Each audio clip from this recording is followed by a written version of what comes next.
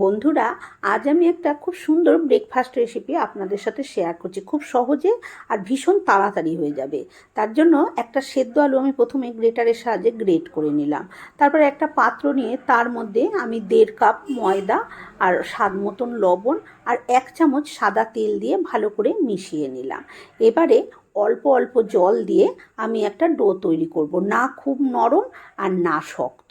এরকম একটা ডো তৈরি করে ঢাকা দিয়ে রেখে দেবো 20 মিনিট।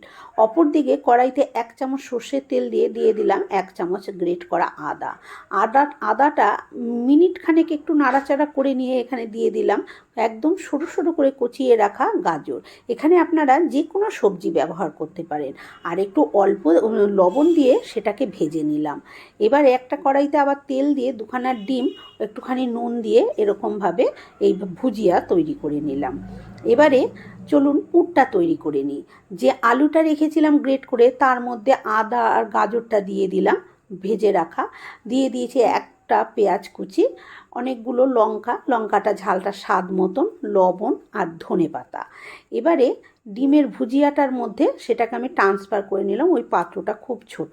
দিয়ে দিলাম একটা ম্যাগি মশলার প্যাকেট খুলে 1 প্যাকেট ম্যাগি মশলা দিয়ে ভালো করে পুরটা মিশিয়ে তৈরি করে নিলাম। এদিকে যে ময়দাটা মেখে রেখেছিলাম সেখান থেকে এরকম ছোট ছোট লেচি কেটে নিলাম। তারপরে একটা চপিং বোর্ডের ওপরে আমি একটু তেল লাগিয়ে নিয়েছি আর ওই বেলনাটাও তেল লাগিয়ে নিলাম, নিয়ে খুব পাতলা করে লেচিটা বেলে নিলাম। ঠিক মধ্যিখানে এই যে পুরটা তৈরি করে রেখেছিলাম পুরটা দিয়ে বেশ গোল মতন একটু শেপ দিয়ে তারপরে দেখুন এইভাবে ধরে আমি এটাকে মুড়ে একটা সেই পুটলি টাইপের এই যে করে নিয়েছি। এবারে এই অংশটা বাড়তি ছিঁড়ে ফেলে দেবো, না হলে ওইখানটা শক্ত হয়ে থাকবে, ভাজার সময় আসবে। আঙুল দিয়ে এরকম চেপে চেপে দিলেই কিন্তু হয়ে গেল। তৈরি করে নিয়েছি সবগুলো।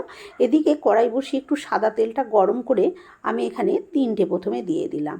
দিয়ে এইবারে এইভাবে একটা পাশ একটু ভাজা হতে দেব। এই যে দেখুন, তারপরে এরকমভাবে উল্টে দিচ্ছি। এইভাবে উল্টে পাল্টে লাল করে ভেজে তুলে নেব।